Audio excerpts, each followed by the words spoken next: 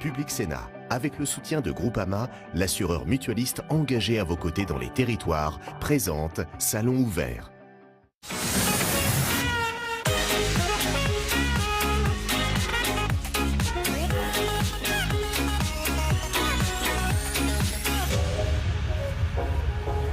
Bonjour à tous et bienvenue en direct sur Public Sénat. Pendant 4 jours, nous avons installé notre plateau au cœur du 56e Salon international de l'agriculture. Un salon que nous font vivre Tam Tranui et Alexandre Poussard.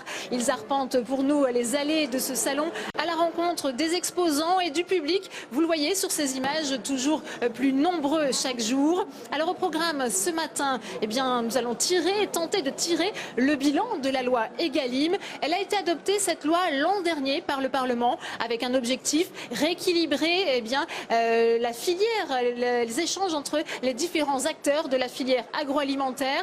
Cette loi a-t-elle fonctionné? On posera la question à mes invités dans un instant. Mais avant cela, ce salon, c'est aussi le rendez-vous incontournable des politiques. Ce matin, c'est Édouard Philippe, le Premier ministre, qui est arrivé dès l'aube, accueilli par Didier Guillaume, le ministre de l'Agriculture, le Premier ministre qui est actuellement dans ce hall 4 où nous nous trouvons. Il est à la rencontre des acteurs institutionnels de cette filière agricole, l'INRA, Agrotech. Il rencontre toutes ces filières. Et Alexandre Poussard, vous étiez auprès du Premier ministre ce matin dès l'aube. Delphine, le Premier ministre qui a commencé sa visite de 3 jours ici au Salon de l'Agriculture avec pour objectif de montrer que le gouvernement passe du temps auprès des agriculteurs. Alors ce matin, sa visite était consacrée à l'agriculture de demain, à la recherche agricole. Il a passé beaucoup de temps à la ferme digitale pour parler innovation technologique. Et puis cet après-midi, il va rencontrer des professionnels qui connaissent plus de difficultés, et notamment les pêcheurs qui sont très inquiets par les conséquences du Brexit sur leur activité. Et puis il rencontrera aussi les syndicats agricoles, l'occasion de faire un premier bilan de la loi agriculture et alimentation. Merci beaucoup Alexandre et on vous retrouve tout au long de cette émission. Laurent Wauquiez, le président des Républicains, est actuellement sur ce salon en visite aujourd'hui. Il est le président de la région Rhône-Alpes-Auvergne, vous le voyez, qui est arrivé ce matin. Il est d'ailleurs allez voir les exposants au hall 1. On le voit très à l'aise, Laurent Wauquiez au contact des animaux, le président du Parti Les Républicains. Une petite fessée pour la vache ce matin. On voit qu'il est habitué aux animaux. Je vous propose d'ailleurs de l'écouter tout de suite. Ça suppose aussi qu'il faut défendre le budget agricole de la PAC, pas uniquement dans les discours. Le sujet aujourd'hui, ce n'est pas le premier sujet, ça n'est pas de refondre la PAC, c'est d'abord de défendre son budget. Si on prend une PAC à moins 10%, c'est toute l'agriculture française de proximité, d'exploitation familiale qui sera détruite. Et donc notre première bataille, c'est d'abord de défendre le budget agricole de la politique agricole commune. C'est un enjeu essentiel. Derrière, c'est toute la question de quel type de modèle agricole on veut. Si on a un petit budget agricole, on basculera sur une agriculture qui ne sera plus notre modèle, qui sera une agriculture industrielle. Si on veut garder notre agriculture qui est faite d'une exploitation familiale enracinée dans son terroir, il faut qu'on s'en donne les moyens. Et les moyens, c'est une vraie politique agricole commune. Et donc, de ce point de vue, j'aime beaucoup les gentils discours qui sont faits par ceux qui viennent au Salon de l'Agriculture, mais on juge sur les actes, et aujourd'hui, on se dirige vers un budget de la politique agricole commune qui serait lourdement amputé. C'est quelque chose que nous, on n'accepte pas.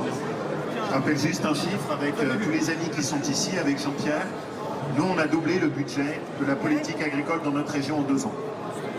Eh bien, comme j'aimerais que le président de la République fasse la même chose, et comme j'aimerais qu'au niveau européen, on se donne les mêmes moyens. Et autre réaction à la politique agricole commune, celle d'Hervé Morin, le président de Région de France. Il était au micro de Tam Tranui il y a quelques secondes. Je vous propose de l'écouter. Oui, je suis donc avec Hervé Morin, le président de Région de France et de la région Normandie. Quel message êtes-vous venu adresser lors de ce salon aux agriculteurs? Bonjour, le message il est simple, c'est d'abord un message de fond. C'est qu'une partie du capital génétique de la France, une partie de la France, c'est son agriculture.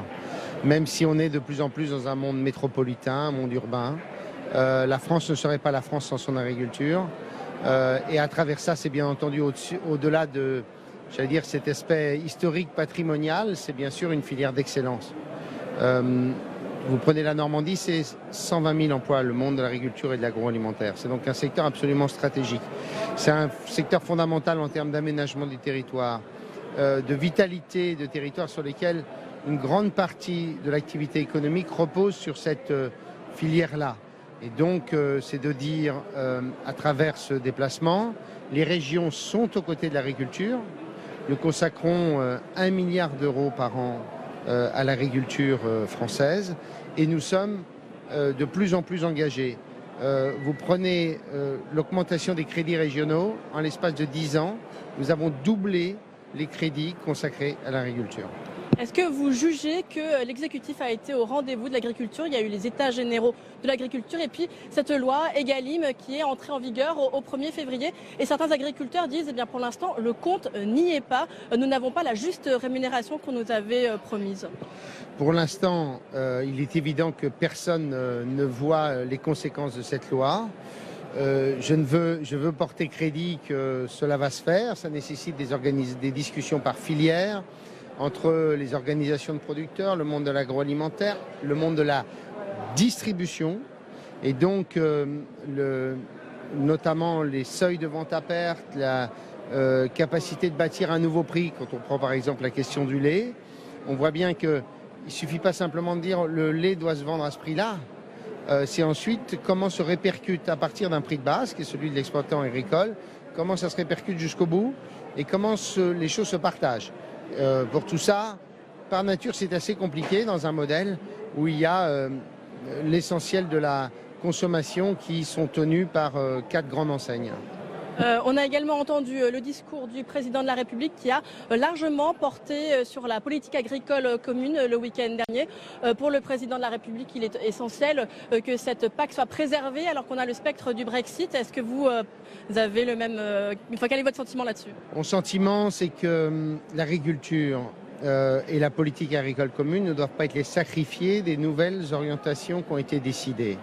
En clair, il y a à la fois la question du Brexit et la réduction des ressources de l'Union européenne liées au départ des Anglais, mais au-delà, il y a la répartition entre les politiques traditionnelles de l'Union européenne et les politiques nouvelles que porte notamment le chef de l'État. Quand il parle de sécurité, de nouveaux secteurs comme celui de la lutte contre l'immigration clandestine, on voit très bien que tout cela ne rentre pas, que l'édredon ne va pas rentrer dans la valise. Et donc ce que je dis au président de la République, il y a le discours et ensuite il y a les actes. Les actes, c'est le moment où la France donnera son feu vert sur le volume accordé à la politique agricole commune. Et pour l'instant, très franchement, on n'a absolument aucune idée du lieu d'atterrissage de tout cela. Et donc il y a le discours, moi je veux les faits. Merci beaucoup Hervé Morin d'avoir répondu à mes questions.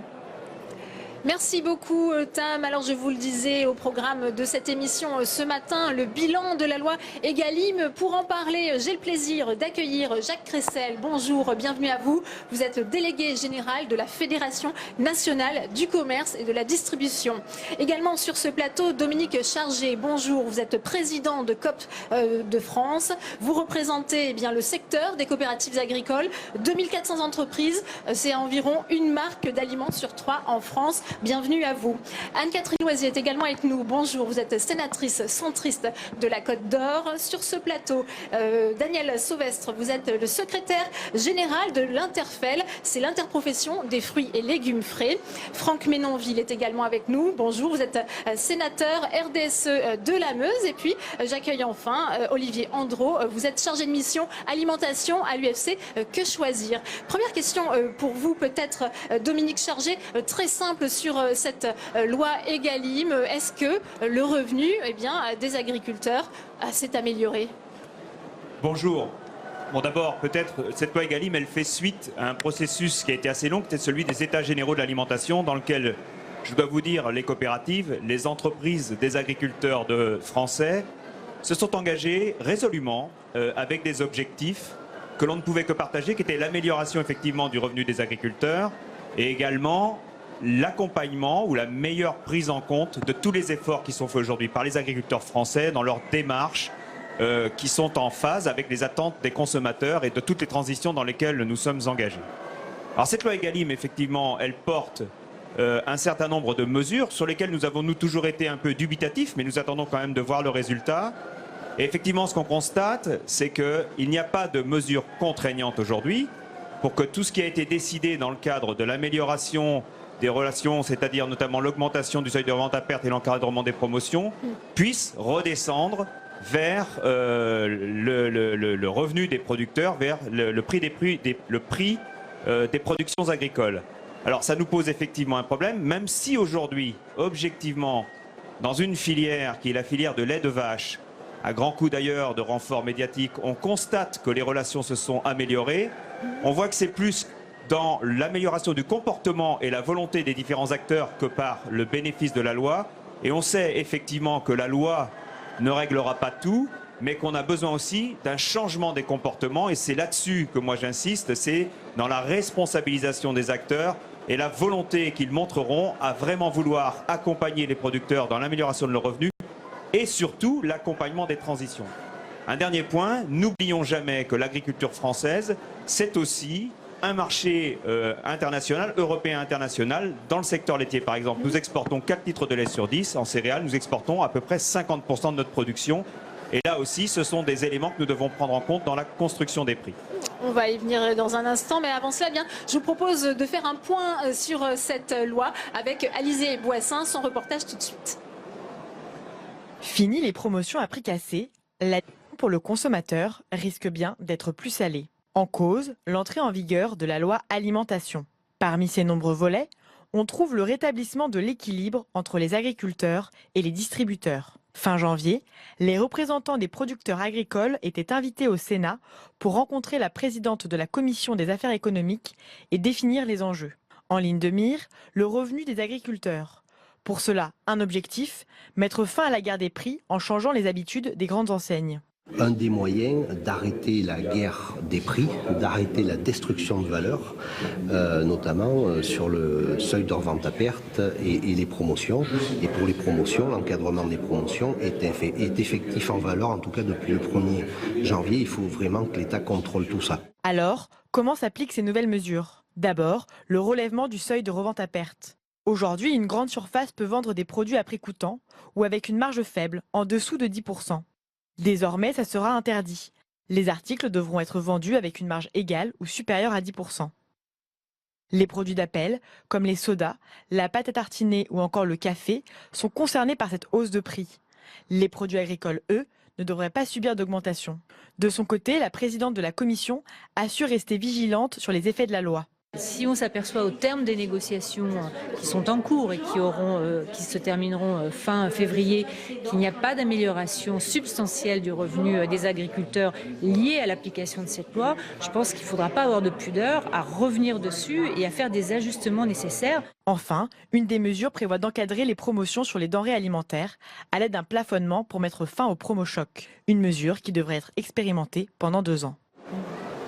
Anne-Catherine Loisy, on a entendu à l'instant Dominique Chargé appeler aussi un changement des comportements. Cette loi Egalim, est-ce qu'elle a déjà un petit peu porté ses fruits ou est-ce qu'il faut aussi attendre un changement de comportement à la fois des consommateurs, des producteurs, des transformateurs, des distributeurs ? Écoutez, c'est ce à quoi la Commission des affaires économiques du Sénat et plus précisément le groupe de suivi de la loi Egalim sera vigilante. C'est vrai qu'on a au niveau de l'Assemblée un certain nombre d'interrogations sur effectivement l'efficacité de cette loi Egalim qui, cela a été dit, a suscité beaucoup d'attentes et d'espoir de la part de nos agriculteurs.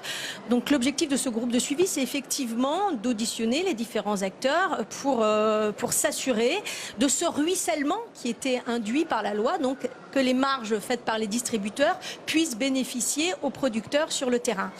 À ce stade, on voit que l'effet peut être vertueux pour un certain nombre d'acteurs, notamment les gros acteurs de la filière laitière, mais cela représente, je crois, autour de 15-20% des contrats. Par contre, pour les autres filières, il y a un certain nombre d'interrogations, notamment pour la filière viande, qui, on le sait, est durement frappée aujourd'hui avec des situations des exploitations des agriculteurs en très grande difficulté. Et puis, pour l'ensemble aussi des autres produits agricoles, nous serons vigilants, dans le cadre de ce groupe de travail, à tous les contournements qui pourraient peut-être être mis en place, notamment, comme on a pu déjà le voir, sur un certain nombre de dispositifs, sur les cartes de fidélité ou les marques distributeurs, de manière à ce que cette loi soit effectivement vertueuse et qu'elle atteigne l'objectif. Je pense que c'est ce que l'on doit aux citoyens, aux agriculteurs, aux Français, une évaluation des politiques publiques, comme l'a dit la présidente, avec la sécurité, en tout cas l'assurance, la garantie que le ruissellement se fait bien et revient bien aux producteurs sur nos territoires. Daniel Sauvêtre, on parle beaucoup de cette filière laitière, mais certains disent que c'est l'arbre qui cache la forêt puisqu'il ne se passe rien dans d'autres secteurs. C'est le cas notamment de la filière des fruits et légumes frais. Oui, pour les fruits et légumes frais, c'est un peu particulier puisqu'en fait la loi ne s'applique pas encore. On est encore sous le coup du décret contractualisation obligatoire dont le président nous a dit en passant sur le stand d'Interfel avant-hier soir qu'il serait supprimé dans la semaine qui vient. Mais à ce jour, c'est toujours lui qui est en application. Donc on ne peut pas parler encore des effets de la loi Egalim puisqu'elle n'est pas encore appliquée. Et très franchement, pour ce qui concerne la filière des fruits et légumes frais, on est quand même très dubitatif sur la capacité d'une loi à créer de la valeur. Ça a été très bien dit tout à l'heure. On change l'ambiance, on met la pression, on invite le consommateur à être attentif aux rayons et puis les opérateurs à avoir des relations peut-être un peu moins brutales. Mais de grâce, le législateur doit savoir qu'il ne crée pas de la valeur avec une loi, surtout quand il laisse le droit de la concurrence au niveau où il est, c'est-à-dire extrêmement exigeant et qui interdit toute entente. Donc vous voyez, la marge de manœuvre avec une loi pour créer de la valeur qui va ruisseler jusqu'aux producteurs, nous n'y croyons pas un instant et nous essayons au contraire de créer de la vraie valeur, c'est-à-dire des produits de qualité qui satisfont les consommateurs, qui essaient de se placer du mieux qu'ils peuvent dans la concurrence qui nous vient également du reste du monde, d'Europe. Et donc c'est là qu'est le vrai combat pour nous au quotidien, depuis le producteur jusqu'au distributeur, essayer de rendre le service, apporter le produit attendu au consommateur. Franchement, on ira beaucoup plus vite à créer de la valeur qu'à penser qu'il y a un ruissellement à partir du seuil de revente à perte qui, quelque part, n'a pas vocation à apporter un seul centime de plus à un producteur. Il vaut mieux regarder la réalité en face. On va beaucoup plus vite à gagner sa vie quand on aime l'économie telle qu'elle est et qu'on ne rêve pas telle qu'elle n'est pas. Oui. Jacques Rissel, ce seuil de revente à perte, certains disent c'est une manne financière pour les distributeurs. D'abord, il faut se souvenir, comme le disait Dominique Chargé, que cette loi, elle est issue d'un consensus très large entre la FNSEA, les industriels, nous, pour dire qu'il fallait changer les règles du jeu parce que les règles aboutissaient effectivement à une perte de valeur pour tout le monde. Alors quand on regarde ce qui s'est passé, il y a eu effectivement ce relèvement du seuil de revente à perte. Certains nous disaient, je me tourne y compris vers Que Choisir, vers UFC, que tout ceci allait se traduire par une hausse des prix absolument gigantesque. Le résultat, on l'a depuis la fin de la semaine dernière, plus 0,13% d'augmentation des prix, compensé par moins 0,3% sur les marques de distributeurs. Donc, de ce point de vue, pas d'impact majeur sur les consommateurs. En revanche, on voit d'ores et déjà des effets positifs. C'est ce qu'a dit le président de la République dans son discours au début samedi. On commence à voir des choses. Selon le ministère des Finances lui-même, d'abord, le climat est différent. Les négociations se passent mieux. Deuxièmement, comme ça a été dit tout à l'heure par le président de COP de France, un certain nombre de négociations, notamment dans le domaine laitier, ont abouti de manière claire à un relèvement du prix payé. Pour que ceci marche, il faut naturellement aller encore beaucoup plus loin, faire en sorte que plus d'accords soient signés et prennent en compte ce retour, qui ne peut pas être un retour obligatoire. On peut toujours regretter qu'il n'y ait pas de retour obligatoire. Les règles européennes nous l'interdisent, donc ça ne sert à rien de regretter ce genre de choses. C'est juridiquement impossible, de toute façon. En revanche, ce qui est important, et ce qui fera que ça marchera, c'est d'abord qu'il y ait une vraie inversion du système de négociation. Il ne faut pas oublier que ce que dit la loi, c'est on va commencer par une négociation entre les producteurs et les industriels, puis il y aura une deuxième négociation ensuite avec les distributeurs. Pour le moment, ça n'a pas encore marché parce que les indicateurs ont été mis en place tardivement. Et puis, c'est une vraie révolution complète du dispositif. Deuxièmement, il faut de la transparence. Nous, les choses sont simples. Dès lors qu'on est sûr que l'argent revient bien aux producteurs, la négociation, elle est complètement différente. C'est ce qui s'est passé sur le lait, où les accords qui ont été signés ont permis de dire on donne plus aux producteurs. Alors. Et naturellement, le dernier point, c'est de créer de la valeur, mais on y reviendra. Jacques Cressel, on parle du lait, on va s'intéresser à la viande, puisque Alexandre Poussard est avec le président d'Interbev. C'est à vous. Oui, Delphine, avec Guy Hermouette qui élève 600 bovins en Vendée et qui est aussi président d'Interbev Bovin, qui représente toute la filière bovine du producteur à la grande distribution. Alors Guy, comment se passent actuellement les négociations ? Aujourd'hui, les négociations commerciales se passent certainement très durement, mais nous, ce qui nous intéresse à l'interprofession, c'est la loi Egalim et c'est notre plan de filière. Et notre plan de filière aujourd'hui commence à avancer. Ça fait déjà plus d'1 an qu'on est en négociation et a été retenu principalement, et ce qui est le plus important pour l'interprofession, c'est la montée en gamme et la volonté aujourd'hui de monter à 40% dans les 5 ans. Mais cette montée en gamme, c'est un engagement de l'ensemble de la filière à contractualiser notre produit et aussi à avoir une éthique.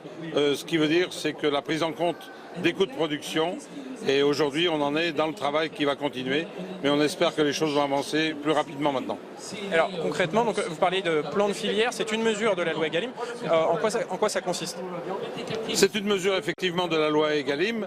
Ça consiste aujourd'hui à pouvoir garantir aux consommateurs tous les efforts que la filière veut faire, c'est-à-dire monter en gamme qualitatif, mais aussi tout ce que le consommateur aussi veut sur les enjeux sociétaux, le bien-être animal, l'environnement, la valorisation de nos races et de nos territoires, l'image de l'élevage français qui est une image très importante culturellement.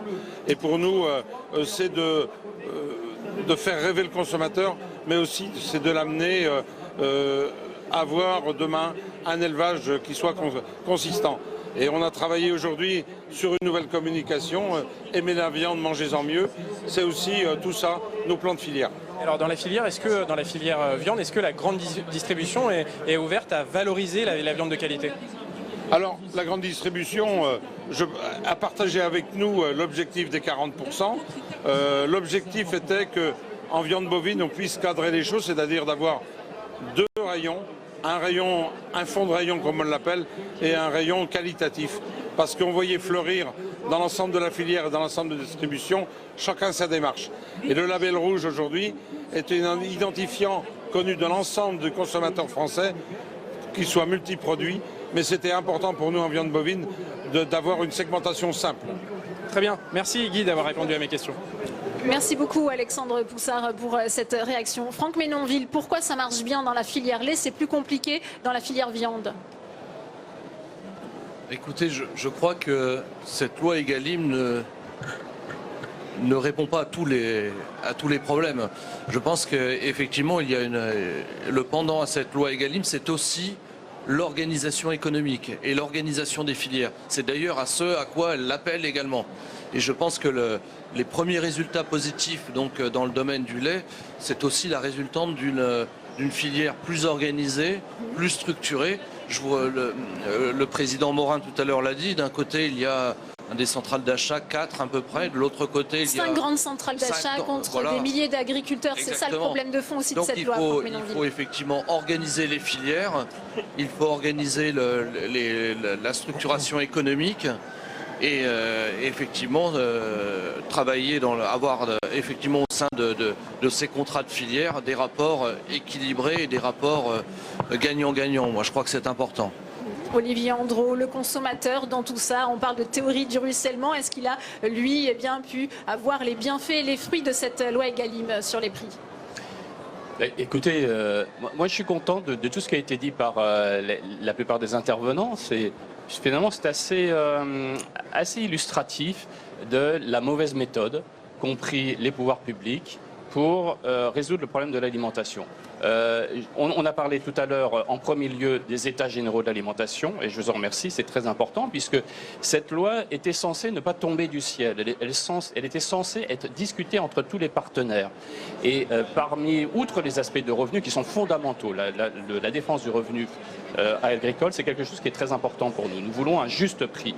Mais il n'y avait pas que ça, il y a la qualité nutritionnelle, il y a la défense des enfants vis-à-vis du marketing parfois irréaliste, responsables de l'industrie agroalimentaire. La méthode n'est pas la bonne. Il y a la Expliquez-nous. transition écologique. Je voudrais insister sur tous ces points. C'est quand même des centaines d'heures, des milliers d'heures cumulées auxquelles tous nos représentants des différentes parties prenantes ont participé. Et tous ces aspects ne sont pas pris en compte pour l'essentiel dans la loi Egalim. Le gouvernement a fait son marché. Il s'est concentré essentiellement sur les aspects de revenus agricoles avec deux mesures, deux volets. Il y en a un qui est essentiel et que nous avons soutenu dès le début, qui est le renforcement des négociations commerciales avec une plus grande capacité, sur le papier en tout cas, pour les acteurs agricoles de peser dans les négociations. Et puis après, il y a le SRP, donc le relèvement du seuil de revente à perte. Et là, c'est quand même assez étonnant. Donc, mis à part le représentant de la grande distribution, il y a quand même de grosses interrogations, pour le moins, qui s'expriment là-dessus. Et nous, dès le départ, nous avons été mis devant le fait accompli. Concertation, il n'y en a pas eu. Je voudrais quand même rappeler que le groupe de concertation qui a décidé démocratiquement, entre guillemets, cette mesure, et c'est sur une cinquantaine de représentants, il y avait seulement 2 représentants des ONG qui s'opposaient à cette mesure.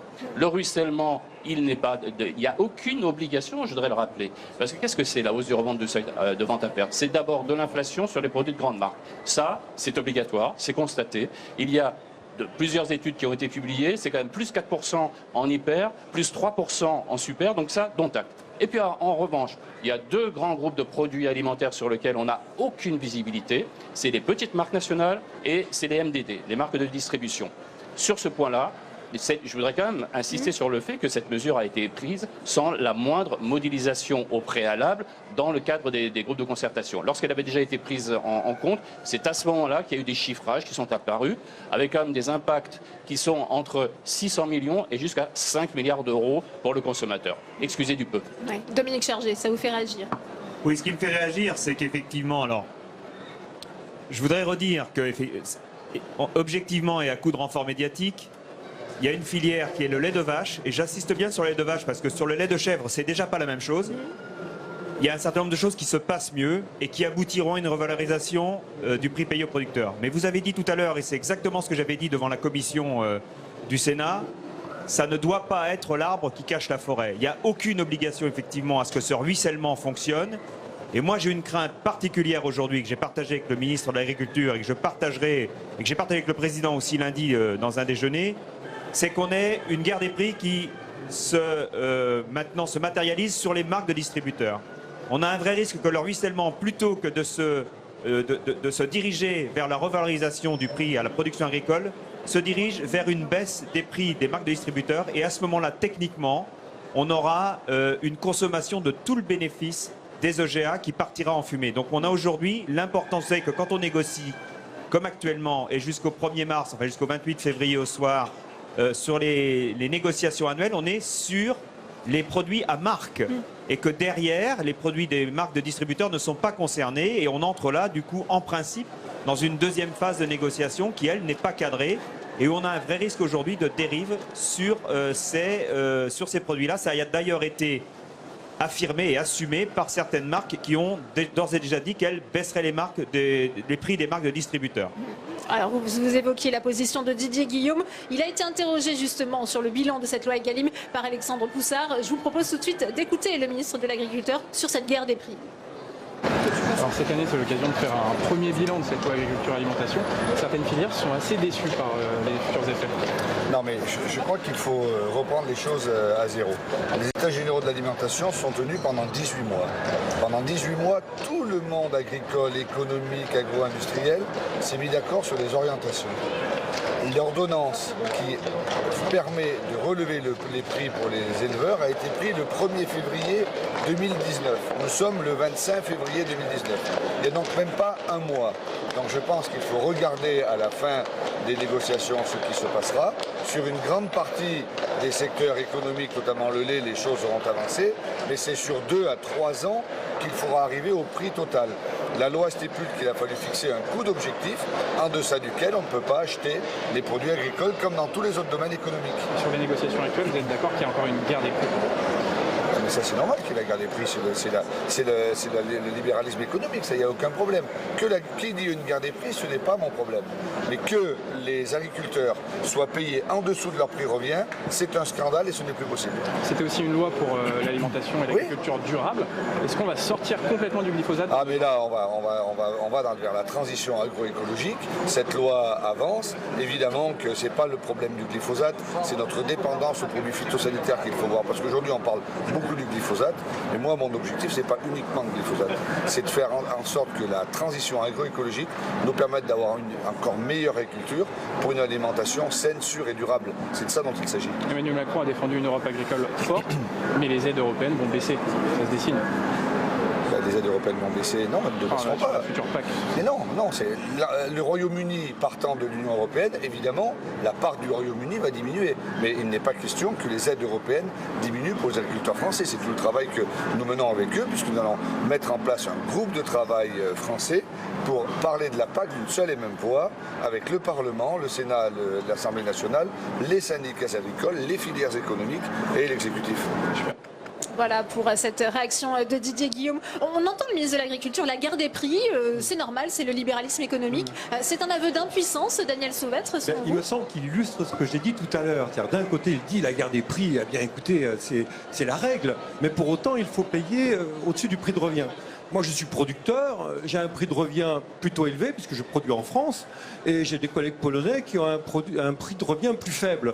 Et vous savez qu'à Rungis, aujourd'hui, il y a quelques grossistes qui se disent pourquoi est-ce que je vais payer à ce producteur 1 euro quand je peux payer 50 centimes à un autre, vous voyez? Et en quoi va-t-on respecter mon prix de revient? Donc c'est un peu contradictoire. Et je voudrais positiver ce qu'a dit tout à l'heure Olivier Andrew, puisque finalement la loi peut-être n'a pas servi les objectifs qu'il évoque, mais à l'interprofession des fruits et légumes, eh bien, c'est notre quotidien. Quand on a écrit notre plan de filière, on a pris en compte tous ces éléments. C'est-à-dire qu'on s'est réellement, tous ensemble, depuis le producteur jusqu'au détaillant, on s'interroge en permanence sur comment faire pour augmenter la consommation de fruits et légumes, comment faire pour finalement avoir une valeur bien répartie entre nous tous. Et c'est informel, mais ça marche plutôt bien, puisqu'on a ici une distribution qui joue le jeu et qui joue quand même jusqu'à aujourd'hui une vraie préférence pour l'origine France. Donc vous voyez, on peut arriver à faire des choses par la bonne volonté, par la concertation, par les interprofessions, mais il faut qu'on regarde en face cette réalité très dure que nous rappelle le ministre, c'est la guerre des prix. Et à chaque fois qu'on met un producteur ou un distributeur dans cette illusion qu'on pourrait, grâce à la loi, passer à côté, je vous assure que ça se termine mal. Jacques Cressel, est-ce que les jeux ne sont pas biaisés dès le début avec, on le disait, 5 centrales d'achat très puissantes face à la multitude d'agriculteurs qui ont du mal justement à se regrouper, à s'organiser? C'est pas du tout comme ça que ça se passe. Ça, c'est le... On a l'habitude de raconter et de simplifier les choses. La réalité, c'est d'abord que nous ne négocions pas avec les agriculteurs. On négocie avec des industriels. Deuxièmement, les grandes centrales d'achat en question, elles ne s'occupent que des grandes marques. C'est-à-dire un nombre limité de quelques dizaines de grands industriels qui sont généralement des industriels mondiaux, transnationaux. Quand vous êtes face à Nestlé, face à Unilever, face à Coca-Cola, il est inutile de vous dire que c'est nous les petits et ce sont eux les gros. Le reste dépend d'autres dispositifs de négociation et donc il n'y a pas du tout 4 centrales d'achat. Par ailleurs, la plupart du temps, sur les produits, nous avons une ou deux marques nationales qui représentent à elles seules 40-50%. On parlait de la viande tout à l'heure. Il y a un industriel dont on sait très bien qu'il représente une très grande partie du marché. Et sur le lait, Dominique Chargé le sait bien, un producteur de lait aujourd'hui, qu'est-ce qu'il a comme client industriel? Il en a un et un seul. Là, on critique jamais le fait qu'il y ait un Lactalis, un Danone, un Bell simplement, alors que nous, il y a toujours une compétition. Donc il faut sortir de ces histoires qui sont des véritables fadaises. Même chose sur le seuil de revente à perte. On disait sur le seuil de revente à perte, c'est incroyable. Aujourd'hui, il était permis de vendre des produits avec 20% de perte, parce qu'on le vendait au prix où on l'avait acheté, sans les coûts de distribution. Les coûts de distribution, c'est 20%. Aujourd'hui, on nous dit, vous devez perdre que 10%. C'est normal, c'est ça la vie économique normale, c'est sortir des choses absurdes. Même chose sur les marques de distributeurs. Sur les marques de distributeurs, on nous dit, il y a des problèmes. Mais les marques de distributeurs, ce ne sont pas des marques nationales, ce sont des produits qui sont fabriqués sur la base d'un cahier des charges à la demande. Et donc, par définition, ce sont des produits que nous faisons fabriquer. Olivier Andrew souhaite réagir, ensuite Anne-Catherine Loisier. Oui, rapidement, Olivier Andrew, je vous donne la parole après Anne-Catherine Loisier. Oui, moi j'aurais parlé aussi de ce lien qui a été établi d'une manière qui pour moi ressemble à la méthode Coué, entre l'augmentation pour les consommateurs d'une part et puis le ruissellement au niveau des agriculteurs. Hein. Comme tous les acteurs l'ont précisé, il n'y a aucune obligation dans la loi pour la grande distribution de rendre cet argent prélevé dans la poche des consommateurs et de le rendre au niveau agricole. Mais j'aurais quand même posé une question à la grande distribution, puisque finalement, il y a deux cas de figure. Soit il y a une augmentation globale au niveau du panier de la ménagère, et donc du coup, ça sera bel et bien de l'inflation, avec peut-être une possibilité, mais qui n'est pas garantie, qu'il y ait une partie de cet argent qui percole, qui ruisselle au niveau des agriculteurs. On a entendu on fait le pari que. Vous parlez d'une démonstration. Et puis l'autre possibilité, on a entendu aussi les promoteurs de cette hausse du revendeur à perte dire ça n'aura aucun impact inflationniste au niveau des consommateurs au global, puisque la hausse sur le marché national sera contrebalancée par les baisses sur les petites marques nationales et sur la MDD. Donc du coup, ça veut dire qu'il n'y a pas d'argent qui est prélevé sur les consommateurs, donc il n'y a rien à donner aux agriculteurs. Donc moi, j'aimerais bien savoir c'est laquelle de ces deux hypothèses qui va être mise en œuvre. Ouais. Alors Anne-Catherine Loisier, peut-être justement. Oui, non, je voulais dire que tout ne va effectivement pas bien. Lors de nos auditions au Sénat, nous avons rencontré donc l'ANIA, donc l'industriel qui vendent à la grande distribution et qui nous faisait tout de même part d'une diminution, d'une baisse des prix entre 1,5 et 4%. Donc aujourd'hui, un vrai sujet sur ce retour, cette juste rémunération des agriculteurs. Et puis je voudrais rebondir, si vous le permettez, sur les propos qui ont été tenus là sur Interbev. Parce que la montée en gamme, elle est absolument bien évidemment nécessaire, mais je voudrais quand même redire qu'on a aujourd'hui en France une des meilleures agricultures du monde, avec voilà, des producteurs qui font un travail de qualité et que la montée en gamme, elle vise un certain nombre de producteurs, mais pas tout le monde.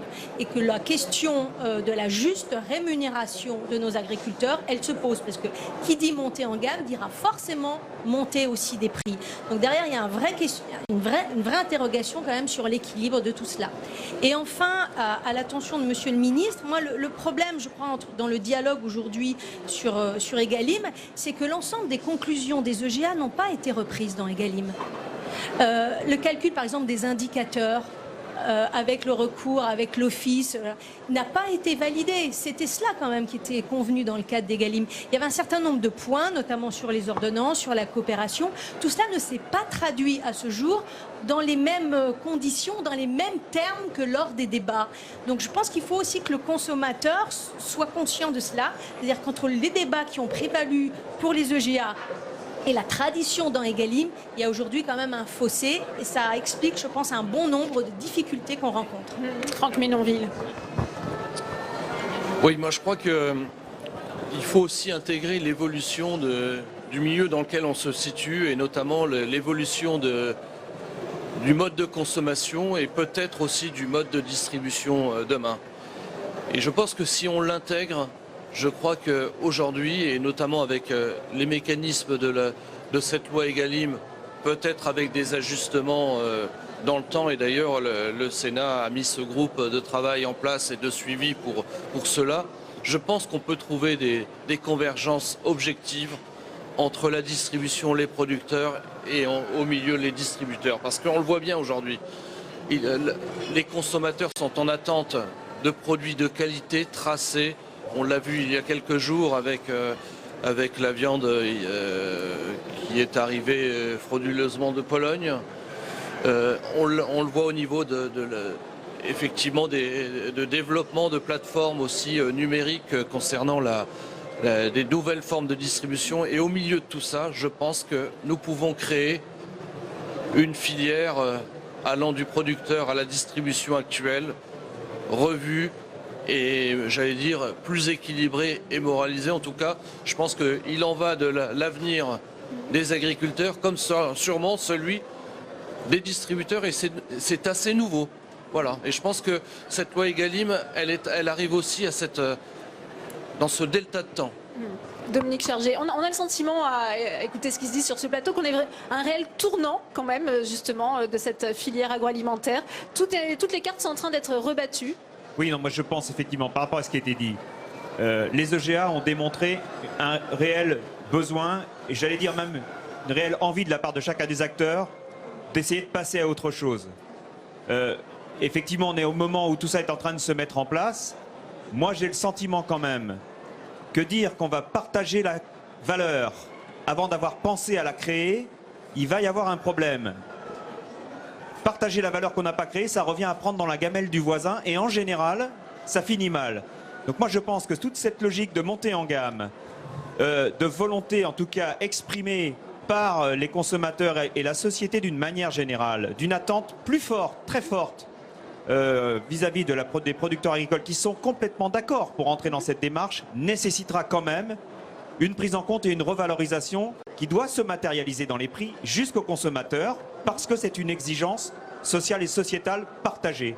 Et moi, c'est ça aussi que j'attends des EGA. J'attends pas forcément une bagarre entre les différents acteurs. On sera vigilant et on reste sceptique aujourd'hui sur la capacité de la loi Egalim à vraiment apporter toute cette contribution parce qu'encore une fois, ça a été dit et je le redis, il y a une ingéniosité vraiment très forte de la part du monde de la distribution pour inventer des nouveaux concepts qui consisteraient à détourner un petit peu cette valeur créée vers d'autres, enfin par des artifices de la garder ou de la restituer, non pas vers les producteurs mais éventuellement vers les consommateurs ou pour eux. Et là-dessus on restera vigilant. Mais nous ce qu'on attend aujourd'hui, et je le redis, c'est d'abord un changement des comportements et une réelle prise de conscience qu'il y a une certaine forme d'urgence et une nécessité vis-à-vis de la production agricole. Et nous serons, nous les coopératives, parce que c'est notre mission, nous sommes ancrés sur les territoires, aux côtés des producteurs et aux côtés des interprofessions pour mettre en place ces plans de filière et cette montée en gamme. Daniel Sauvêtre, il y a une exigence du consommateur, on le voit, qui veut plus de qualité, mais sans forcément payer plus. On sait que cette question du pouvoir d'achat, c'était d'ailleurs un des moteurs, une des revendications principales de ce mouvement des Gilets jaunes. Alors comment on trouve un juste équilibre, justement? Eh bien, le juste équilibre, c'est aussi d'attirer l'attention du législateur, surtout dans cette période où on va parler beaucoup d'Europe, pour faire que la France respecte des règles du jeu communes, puisque le président nous a dit avant-hier que justement il s'était engagé à ne pas surtransposer. Il évoquait le cas du glyphosate en disant je propose que l'on en sorte volontairement grâce à notre capacité collective à trouver des solutions. Mais il faut savoir qu'au jour le jour, du côté de la production, eh bien, on a des moyens à produire qui ne sont pas les mêmes que ceux du reste de l'Europe. Donc, au moins de ce point de vue-là, donnons-nous les moyens d'être compétitifs. Vous savez, la première façon de permettre à quelqu'un de vendre au-dessus de son prix de revient, c'est de ne pas augmenter ce prix de revient par des mesures qui le mettent en situation de concurrence défavorable par rapport à ses concurrents. Et finalement, on parle beaucoup, quelque part, d'une forme de mystique, de ruissellement, enfin, des choses qui, en économie, n'existent pas vraiment, alors qu'à côté, on a des problèmes concrets et qu'on ne veut pas regarder en face. Il faut regarder de ce côté-là. Ouais. Et puis, pour ce qui est du consommateur, très franchement, on sait qu'il est extrêmement sensible au prix. Donc, je ne vois pas trop comment on va pouvoir, par la montée en gamme, faire que tous aurait la capacité à payer les produits plus chers. J'ai bien peur. Je constate aujourd'hui que ce n'est pas ça le comportement du consommateur.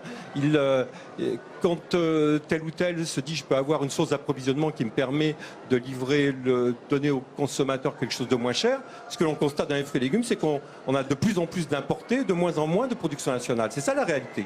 Dans l'assiette du consommateur, il y a de plus en plus d'imports, de moins en moins de production nationale. Alors on va continuer ce débat et je vous ferai réagir Olivier Andro et Jacques Cressel, mais on va retourner justement voir Alexandre Poussard. Il est aux côtés d'un producteur de lait. C'est à vous, Alexandre.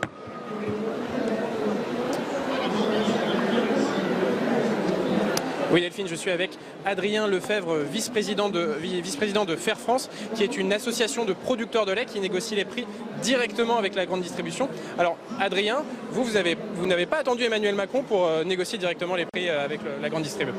Alors non, la grande distribution. Ça fait 5 ans déjà qu'on a montré que c'était possible de négocier directement avec la grande distribution et surtout avec la possibilité d'avoir l'argent du consommateur qui va directement dans la poche des agriculteurs. Le but en fait c'était que la marque appartienne aux agriculteurs, et donc c'est le cas de Fair France qui a commencé au début par quelques petits magasins et aujourd'hui on est présent dans plus de 8000 points de vente et c'est sûr que l'argent du consommateur va dans la poche des agriculteurs, ça représente 45 centimes par litre qui sont directement versés. Alors, concrètement vous gardez les intermédiaires mais vous négociez directement les prix.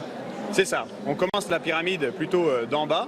Et les agriculteurs, c'est 45 centimes. Et après, chaque intermédiaire de la filière va être payé, mais en fonction de son coût de production aussi, parce que c'est ça aussi être équitable, il faut que chacun s'y retrouve, mais il ne faut pas qu'il y ait d'abus non plus, ni de personnes laissées pour compte, laissées de côté. Et c'est vrai que c'est en commençant d'en bas qu'il faut le faire, plutôt qu'à l'inverse dans le système un petit peu actuel ou que nous propose le gouvernement. Et justement, qu'est-ce que vous pensez de l'esprit de ces états généraux de l'alimentation ? Alors les états généraux de l'alimentation, c'est vrai qu'il y a 1 an et demi, quand Emmanuel Macron a pris la parole, ça pouvait paraître bien, hein, parce qu'on a parlé coûts de production, donc on s'est dit enfin l'agriculteur va être écouté, mais finalement on s'est rendu compte que le résultat, maintenant que la loi est passée, c'est les consommateurs qui vont payer plus cher, et ce prix-là, sous la bonne volonté de chacun des intermédiaires de la filière, va devoir être payé par les distributeurs, va être payé par les industriels.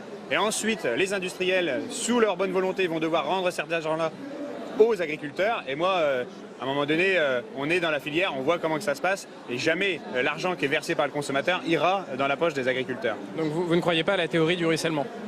Le ruissellement, comme on peut l'appeler, c'est vrai que c'est beau, mais c'est un petit peu utopique, quoi. Et surtout, notre modèle, il prouve depuis 5 ans que c'est possible autrement. Et c'est surtout là rémunérateur. Parce que Fair France, je tiens à signaler quand même qu'en 2018, c'est un peu plus de 10 millions de litres de lait qui ont été vendus. Et ça fait un peu plus d'1 million d'euros qui ont été finalement redistribués aux agriculteurs sans être plus chers, juste en rééquilibrant les marges. Très bien.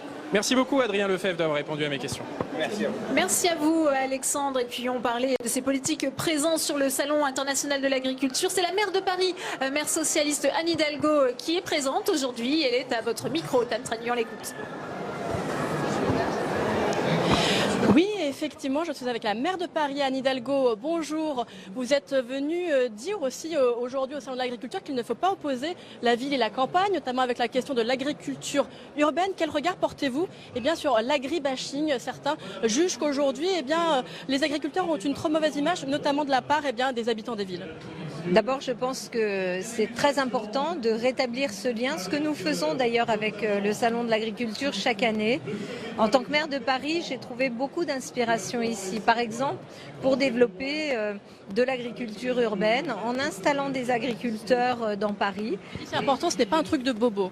Ça n'est pas un truc de bobo, c'est vraiment de la production agricole. On a une vingtaine d'agriculteurs qui sont aujourd'hui installés. On travaille avec la Chambre d'agriculture d'Île-de-France et bien sûr de Paris, puisque maintenant il y a des agriculteurs parisiens. Et je pense que c'est très important d'avoir ce dialogue. Les agriculteurs sont ceux qui travaillent à la production de notre alimentation. Qu'eux-mêmes soient évidemment sensibilisés aux grandes questions que se posent les citadins et les consommateurs sur la qualité de ce qu'il y a dans notre assiette. Mais tout ça, ça nécessite des stratégies qui sont plutôt des stratégies d'alliance que d'opposition et que d'affrontement. C'est ce que nous faisons. Je viens de rencontrer la Confédération paysanne, j'ai rencontré les jeunes agriculteurs et beaucoup d'autres. Il faut absolument tenir compte de la nécessité d'aller vers le bio, vers le raisonné, vers des circuits courts. Et ça, on doit le travailler ensemble. Oui, effectivement, la mairie de Paris, d'ailleurs, mise beaucoup sur le bio. Votre réaction à cette sonnette d'alarme que tirent certains agriculteurs bio qui disent aujourd'hui, on ne s'en sort pas parce que nous n'avons pas les aides promises par l'État? Il faut que l'État donne ses aides, ça c'est très clair. Je pense qu'il faut aussi faire évoluer nos marchés publics. Je pense que les normes européennes, et je suis profondément européenne, mais les normes européennes aujourd'hui ne rendent pas service ni à la qualité de ce qu'il y a dans nos assiettes, ni justement à cette transition écologique. Notamment dans la restauration collective? Je pense que via la restauration collective, on a un levier important de commande publique, de repas qui peut permettre de soutenir justement cette agriculture bio ou raisonnée. C'est ce que nous faisons à Paris, mais il y a encore beaucoup trop de contraintes, de normes et de réglementations qui poussent plutôt à chercher le prix le plus bas, qui obligent souvent les élus à décider en fonction du prix le plus bas, alors que ce qu'il nous faudrait pouvoir faire, c'est décider en fonction de la qualité, mais aussi de l'impact économique plus global. Si, par exemple, Paris, qui qui aujourd'hui a des agriculteurs, si nous pouvons faire en sorte qu'il y ait une ceinture maraîchère autour de Paris, dans la métropole du Grand Paris, que nous raccourcissions les circuits de production et de consommation, nous ferions œuvre utile. Ce serait une accélération de cette transition écologique que nous pourrions faire, pas en opposition avec les agriculteurs, mais avec eux. Votre regard pour conclure sur la loi Egalim qui est entrée en vigueur au début du mois de février. Il y a déjà eu une augmentation des prix pour les consommateurs. Est-ce que vous croyez qu'elle va aboutir à une réelle revalorisation de la rémunération des agriculteurs? Beaucoup de personnes jugent que pour l'instant ça a l'air très compliqué. Je pense qu'il faut vraiment que nos agriculteurs puissent vivre et vivre décemment de leur travail. C'est un travail qui est indispensable et je pense que c'est vraiment à l'échelle européenne qu'il faut poser les bases d'une autre agriculture plus raisonnée, plus responsable, plus territorialisée aussi dans des relations plus courtes, de circuits beaucoup plus courts entre les producteurs et les consommateurs. Et ça, le débat sur l'Europe va s'ouvrir. Je pense que ça sera le bon moment aussi de poser ces règles-là. L'Europe, c'est pas juste un grand marché où chacun essaierait de tirer les prix vers le bas et à la fin, plus personne n'arrive à vivre de son travail. Et je pense que cette réflexion, elle est vraiment extrêmement importante, notamment pour le monde agricole et pour la santé publique, parce que ce qu'on mange, c'est notre santé. On rejoint donc celle du président de la République qui a axé son discours le week-end dernier sur l'Europe. Merci beaucoup Anne Hidalgo d'avoir répondu à mes questions. Merci beaucoup Tam pour cette réaction en direct. Anne Hidalgo évoque les circuits courts, Olivier Andrew. Voilà peut-être justement une solution pour permettre aux consommateurs d'avoir des prix plus bas. Eh bien, en tout cas, leur développement et leur succès, ça montre que les consommateurs, ils n'attendent pas finalement qu'il y ait une loi, et finalement ils n'espèrent pas grand-chose dans la loi Egalim. Et donc même si le gouvernement, en faisant cette loi, n'a pas voulu entendre les demandes de la société civile, pourtant unanime sur l'amélioration de la qualité nutritionnelle, sur une plus grande transparence sur les fournitures des ingrédients, ou encore sur la transition écologique, eh bien c'est le consommateur qui vote, et il vote avec son porte-monnaie. Je voudrais quand même rappeler l'augmentation à 2 chiffres des volumes de vente dans la filière bio, chose qui était extrêmement importante puisque ça a un intérêt qui est double pour le consommateur. C'est un intérêt pour sa santé à titre personnel. Il est clair que du fait de l'interdiction notamment de molécules de synthèse, eh bien c'est un élément intéressant. Et deuxièmement, en ce qui concerne l'encouragement à l'ensemble de la filière agricole pour aller vers cette transition écologique, eh bien voilà, le consommateur est prêt à payer plus cher. Malgré, il faut quand même le rappeler, un niveau de marge qui est beaucoup plus élevé au niveau de la grande distribution. En moyenne, sur les fruits et légumes, la marge est double sur les produits bio par rapport aux produits conventionnels. Deuxième aspect, sur les aspects locaux, eh bien, on voit que lorsqu'on donne aux consommateurs la transparence sur l'origine des ingrédients qui sont utilisés dans les produits transformés, je voudrais rappeler qu'il n'y a pas d'obligation européenne d'indiquer l'origine des ingrédients. Eh bien, en France, là, il faut quand même saluer les initiatives des gouvernements précédents qui ont mis en place cet étiquetage à titre temporaire, eh bien, ça marche, puisqu'on voit que le consommateur utilise cette information qui lui est donnée. Dernière chose, la qualité nutritionnelle, c'est quand même ça le gros problème de notre alimentation actuelle. Une offre alimentaire qui est beaucoup trop riche, trop de matières grasses, de sucre, de sel, eh bien, on voit que les consommateurs utilisent déjà le Nutri-Score, cet étiquetage nutritionnel enfin compréhensible, qui permet d'identifier les produits qui sont les plus sains au quotidien. Anne-Catherine Loisier, à trop vouloir faire baisser les prix, ça se fait aussi au détriment de la qualité nutritionnelle des aliments? Oui, je crois qu'il faut arrêter de faire croire aux consommateurs qu'on peut leur donner des produits de meilleure qualité avec plus de travail des agriculteurs pour moins cher. Parce que là, on n'y arrivera jamais. Là, je crois que... Donc, moi, je redis ce que j'ai dit tout à l'heure, c'est qu'on a quand même en France une agriculture et des agriculteurs particulièrement je dirais, vigilants. Et je voulais aussi insister sur la dimension quand même protectrice de la loi Egalim. Il y a un certain nombre de points sur lesquels je ne suis pas d'accord. Mais pour le coup, elle instaure notamment en matière de restauration collective un certain nombre d'objectifs, 50% de produits de qualité, donc 20% de bio. Voilà, elle responsabilise les donneurs d'ordre. Et contrairement à ce que disait Mme Le Maire, je pense que le Code des marchés permet aujourd'hui, et d'ailleurs il y a un certain nombre d'arrondissements de la ville de Paris qui ont déjà une politique très efficace en matière de produits de qualité, que ce soit bio ou autre. Et enfin, sur le volet protection de la loi Egalim, moi je voudrais quand même souligner un article de cette loi dont on parle peu, c'est l'article 44, qui est censé interdire les importations de tout produit ou substance ne répondant pas aux normes de qualité françaises. Donc moi, ce que j'aimerais, c'est que le gouvernement s'en empare aussi de cet article, parce qu'aujourd'hui, vous parliez tout à l'heure des produits polonais ou autres, ou dans la perspective des traités multilatéraux, on s'interroge beaucoup sur ce qu'il va devenir, enfin ce qu'il va devenir de ces viandes et ces produits qui ne respectent pas les normes de qualité instaurées en France et à la demande, je dirais, des consommateurs. Donc il est vraiment essentiel aussi que le gouvernement, dans le cadre de cette loi Egalim, assume bien sa fonction de contrôle et de protection. Contrôle, fonction sur le de sujet régulation, c'est ce que vous dites. Je pense que c'est absolument essentiel parce que sinon on ne pourra pas atteindre les objectifs. Daniel Saubêtre. Cette disposition, elle mériterait d'être appliquée, mais il y a du boulot à faire, hein, puisque dans le domaine des fruits et légumes, on s'interroge s'il ne faut pas justement dire mettons en œuvre la clause de sauvegarde comme on l'a fait pour les cerises, puisque si jamais on dit en France qu'on doit produire dans certaines conditions, n'acceptons pas qu'ils viennent d'ailleurs des fruits qui subissent des traitements qui ne sont pas les nôtres. Donc vous voyez, cette disposition, on demande à ce qu'elle soit appliquée. Donc moi j'étais content de voir tout à l'heure Madame le maire afficher la coccinelle, puisque finalement elle est passée sur le stand de la profession, et puis on est solidaire sur cette volonté de rapprocher ville et campagne. Et moi je rigole pas du tout quand j'entends dire qu'on développe une agriculture urbaine. Moi je serais un peu plus modeste, je dirais simplement le fait que les citadins puissent voir pousser des plantes.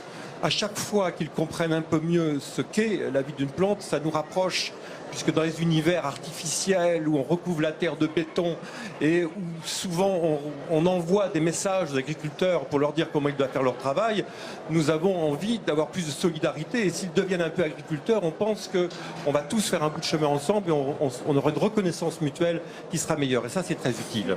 Jacques Cressel, vous souhaitiez intervenir. Je crois que le sujet majeur aujourd'hui, c'est la révolution de la consommation.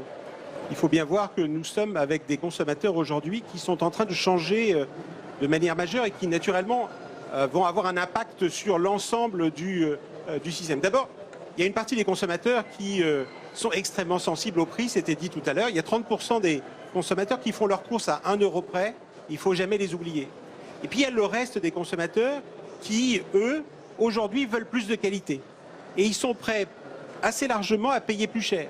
Il faut savoir que la baisse des prix qui a été évoquée, elle est terminée, elle n'existe plus dans les chiffres. En revanche, ce qui existe depuis 2-3 ans, c'est une augmentation assez massive du panier moyen. Les Français achètent des produits de meilleure qualité, plus chers. Ça n'a l'air de rien, mais ça veut dire 2% de création de valeur par an. C'est ça qui doit permettre de sauver complètement l'ensemble du monde agricole, du monde de l'industriel, du monde de la distribution. Et ce qui se passe aujourd'hui, c'est que nous avons effectivement besoin d'être capables de répondre au niveau agricole, au niveau industriel, au niveau des distributeurs, à cette demande nouvelle. Aujourd'hui, malheureusement, ça n'est pas forcément le cas sur tous les produits. Hein. On importe toujours 85% du porc bio. Ça, c'est vraiment quelque chose qu'il faut absolument changer parce qu'il faut absolument que la production française réponde à cette demande. Mais il faut aussi éduquer le consommateur. Le consommateur aujourd'hui, en matière de viande, il achète de plus en plus de steak haché. Il ne se rend pas compte que le steak haché en question est d'ailleurs de bien meilleure qualité que celui qu'on peut trouver dans tous les autres pays. En même temps, il faut lui expliquer les choses. Nous sortons demain, par exemple, un guide sur le bien manger parce que le sujet de l'éducation du consommateur est majeur. Et puis, il faut lui expliquer que la meilleure qualité, ça se paye plus cher. Ouais. Et malheureusement, on a vu il y a 2 jours un sondage de l'agence Bio qui est juste à côté dans lequel les consommateurs français disent à 56% je ne vois pas pourquoi je dois payer plus cher. Ça, c'est quelque chose qui veut dire que nous avons un combat commun, tous ensemble. Je rejoins ce que disaient les sénateurs sur le plateau. C'est ça qu'il faut arriver à mettre en place ensemble. Un combat commun, Dominique Chargé. Mon propos va un petit peu dans le même sens. Et je ne peux pas laisser dire que la loi Egalim ne prévoit rien sur la prise en compte des attentes des consommateurs et des citoyens, sur les évolutions, les transitions, l'amélioration qualitative et nutritionnelle de la production, parce que ça n'est pas la vérité. Certes, elle ne le définit pas d'une manière générale, mais elle a enclenché les plans filières. Et dans les plans filières, c'est bien l'objectif, c'est une traduction de l'ensemble de ces transitions dans des démarches filières qui, effectivement, nécessiteront une revalorisation de la production et une prise en compte. Donc il faut effectivement qu'on explique aujourd'hui aux consommateurs et aux citoyens français que la loi Egalim n'a certes pas tout résolu par le seul texte, mais qu'il y a des engagements qui doivent se prendre maintenant dans l'évolution des comportements, mais que c'est bien aussi l'engagement, et pour les coopératives que je représente sur l'ensemble des territoires, 2400 coopératives, les adhérents des coopératives et les coopératives accompagneront leurs adhérents dans ces différentes transitions qui sont majeures aujourd'hui pour faire en sorte qu'on ait une revalorisation, une vraie revalorisation des prix à la production des agriculteurs. Alors Franck Ménonville, ensuite Olivier Andreau, parce que je crois que vous n'êtes pas d'accord. Moi, je suis assez d'accord avec les intervenants précédents. Moi, je pense qu'il faut effectivement, après cette loi Egalim, y remettre maintenant de l'économie et notamment de la différenciation. Effectivement, il y a aujourd'hui des consommateurs qui ont des attentes différentes. Il faut absolument qu'on apporte et qu'on s'organise pour répondre à ces différentes attentes. Et le consommateur qui est à quelques euros près, eh bien, il faut qu'on en tienne compte. Mais il y a aussi des consommateurs qui veulent de la production de proximité.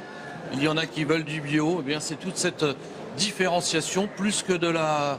Je pense que le mot différenciation plutôt que monter en gamme. Moi, je trouve que la différenciation est très très importante.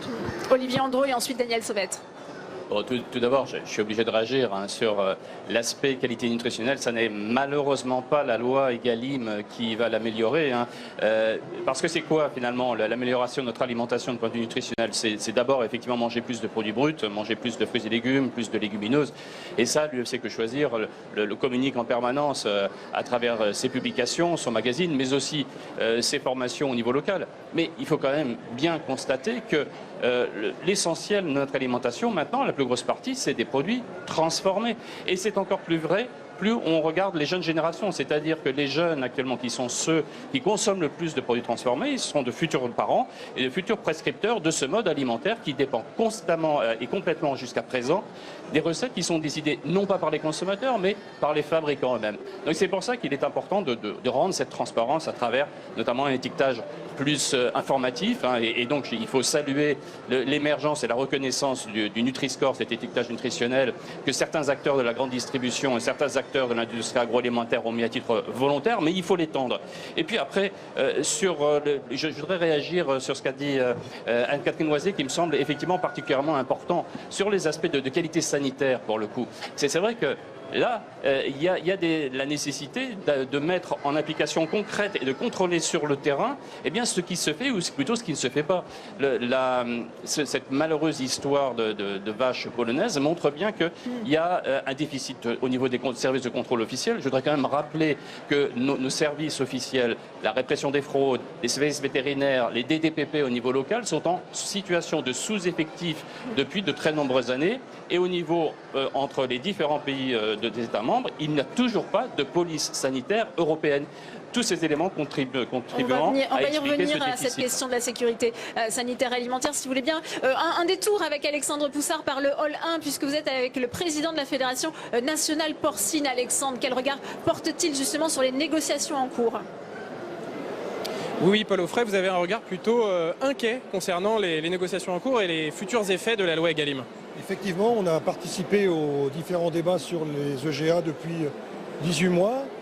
On est inquiet sur l'évolution du dossier économique. La loi avait d'abord pour objectif de ramener de la valeur ajoutée chez les exploitants agricoles. Et aujourd'hui, mis à part la filière laitière où ça semble plutôt bien se dérouler, sur le secteur de la viande en général, aujourd'hui, le compte n'y est pas. Pendant que nos charges continuent de monter, les négociations en cours, notamment par les distributeurs, demandent toujours des baisses, entre 3 et moins 5% sur les prix. Donc on est très inquiet. Et en parallèle de ça, on est aussi inquiet sur l'évolution des sujets sociétaux. En gros, vous avez des distributeurs qui nous demandent toujours des baisses de prix et qui en parallèle nous demandent toujours plus d'efforts sur l'environnement, le bien-être animal, le sanitaire. Donc aujourd'hui, l'équation est difficile à résoudre. Vous avez des exigences de toutes parts et les distributeurs ne font pas assez d'efforts selon vous ? Les distributeurs font leur travail comme d'habitude, baisser les prix, toujours baisser les prix. Alors, finalement, elle n'est pas efficace cette loi. Pour le moment, on est en attente d'évolutions positives. On a mis en place au niveau de notre interprofession un certain nombre d'indicateurs de prix, de revient pour la partie production et d'indicateurs de prix sur les produits transformés. Mais aujourd'hui, ça ne présente pas encore ses effets. Donc on est toujours en attente et le salon était une bonne occasion de remettre la pression sur les distributeurs pour que les négociations se fassent de façon beaucoup plus équilibrée. Et alors, comment vous l'expliquez? Ça marche pour le lait, pour augmenter le prix, mais ça ne marche pas pour le porc? Bah écoutez, sur le lait, il y a certainement un volet politique qui semble être beaucoup mieux pris en compte parce que le lait, c'est sur tout le territoire, c'est beaucoup plus d'éleveurs et en plus le marché est plutôt porteur dans le quart d'heure. Donc si vous voulez, les distributeurs sentent que le marché laitier est plutôt en phase ascendante, donc ils accompagnent l'évolution. Sur la viande, on n'en est pas là. La viande, le marché de la viande reste un marché en souffrance, avec beaucoup de viande sur le marché. Donc les distributeurs n'ont aucun état d'âme et aujourd'hui profitent d'une situation déprimée pour encore enfoncer le clou et baisser les prix. Il pourrait y avoir un geste du gouvernement pour le secteur de la viande? Bah écoutez, on en a parlé avec le président samedi, donc j'espère que les différents échanges vont amener à un peu plus de dialogue et surtout que le dialogue se transforme en véritable négociation qui soit et qui permettent de prendre en compte les contraintes des agriculteurs. Très bien. Merci beaucoup Paul Offray d'avoir répondu à mes questions. Merci à vous Alexandre Poussard. Il faut toujours baisser les prix, c'est ce que nous dit ce représentant de la filière porcine. La grande distribution impose ses règles, ses choix. Daniel Sauvêtre. Non, il vient de rappeler que le marché est vraiment très puissant. J'en parlais avec mon voisin. La hausse du prix du lait, il vient d'expliquer quelles en sont les circonstances et sans doute la qualité de l'organisation qu'il faut saluer. Mais il y a un déterminisme du marché qui est très fort pour le porc. Aujourd'hui, la crainte de la peste porcine, l'ambiance qu'il y a aussi sur les messages contre la consommation de viande, tout ça est tellement plus déterminant. Moi, je pense que pour rebondir sur ce qu'a dit tout à l'heure, la solidarité entre le consommateur et le producteur, sur toute la chaîne, elle passe quand même par la qualité et la précision de l'information. Il faut que le consommateur ait les moyens au rayon de savoir d'où vient le produit. Et quand on a ça, on assiste à de vraies solidarités. C'est pour ça que ça marche quand on a l'obligation d'affichage. Après, pour ce qui est, on parle beaucoup de l'amélioration, il faut monter en gamme. Mais bon sang, promenez-vous sur le salon de l'agriculture. Faites toutes les régions. Trouvez-moi un seul pays au monde qui pourrait être aussi fier de voir une telle diversité de produits de qualité. Et quand vous voyez comment se comportent les consommateurs à chacun des stands, je n'ai pas senti vraiment une déprime ou un découragement des consommateurs face à la qualité déficiente des produits qu'on pourrait leur offrir. C'est tout le contraire. Ce salon est un miracle, de voir le génie, l'intelligence des régions et des agriculteurs. Essayons quand même d'être extrêmement positifs sur ce que nous savons faire. Être positif sur l'agriculture, c'est d'ailleurs le message de ce salon. Il faut en finir avec ce qu'on appelle l'agribashing. Je vous propose d'ailleurs de regarder ce reportage de Cécile Sixou et de Fabien Recker tourné hier dans les allées du salon. De grandes affiches pour promouvoir la consommation de viande, le salon de l'agriculture version 2019 veut redorer l'image des éleveurs, car la profession régulièrement attaquée par les actions coup de poing des associations anti-viande ou de protection animale souffre d'agribashing, des critiques injustes et de plus en plus difficiles à vivre pour cet éleveur. Je pleure quand j'ai une vache qui meurt accidentellement, je souris, je suis heureux quand un veau-né et que ça se passe bien, je dresse mes animaux, j'ai une relation fusionnelle avec mes animaux que j'amène en concours, et c'est toujours un déchirement quand il faut se séparer, mais mon bien-être animal passe par le bien-être des animaux, je les nourris, je les aime. L'amour des bêtes, dans les allées du salon, tous longs. Alors pourquoi sont-ils si critiqués?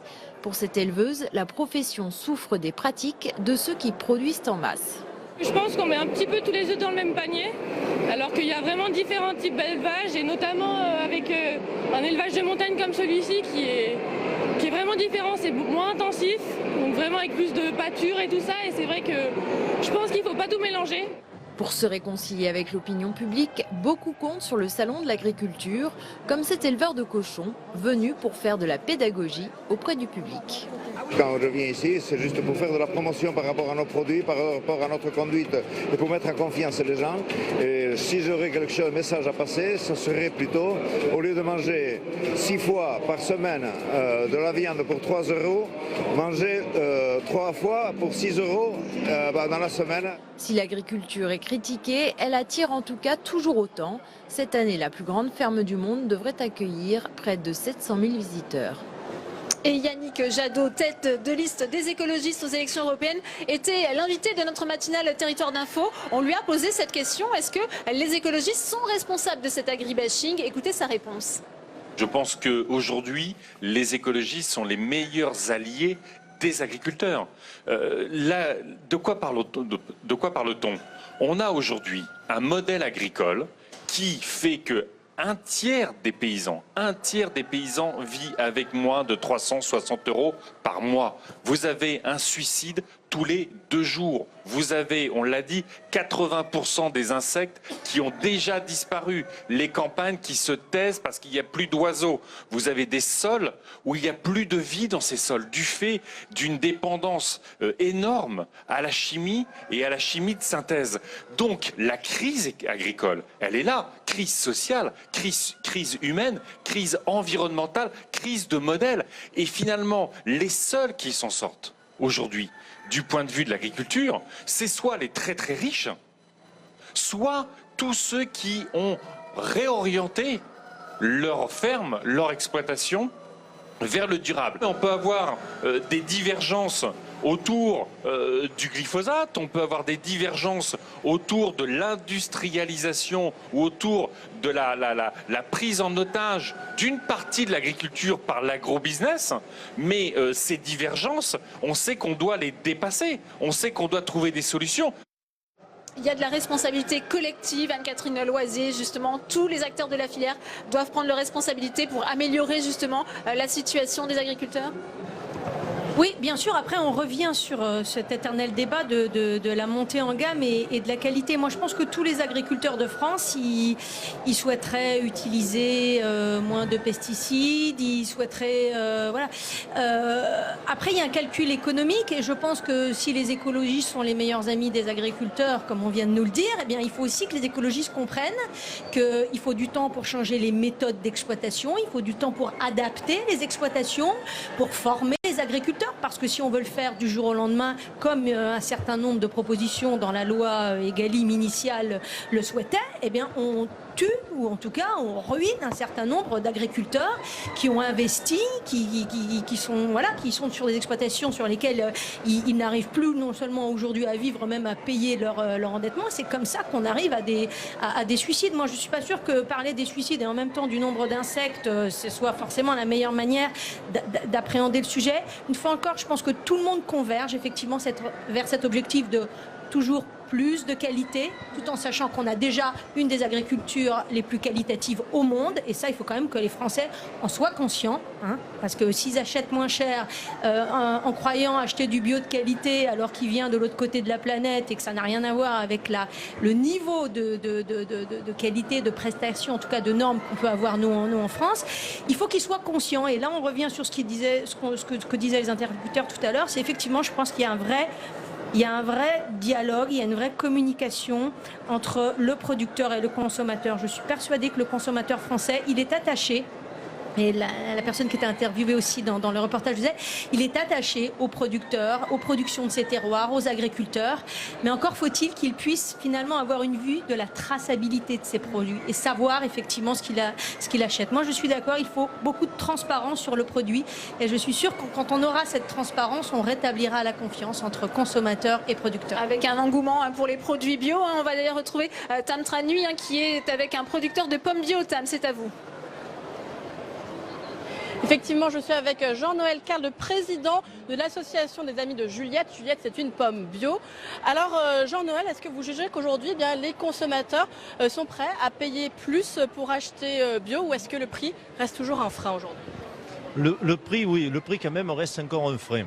Bon, il y a un gros développement de la bio, de la consommation bio, mais on est confronté au prix quand même, au prix de détail.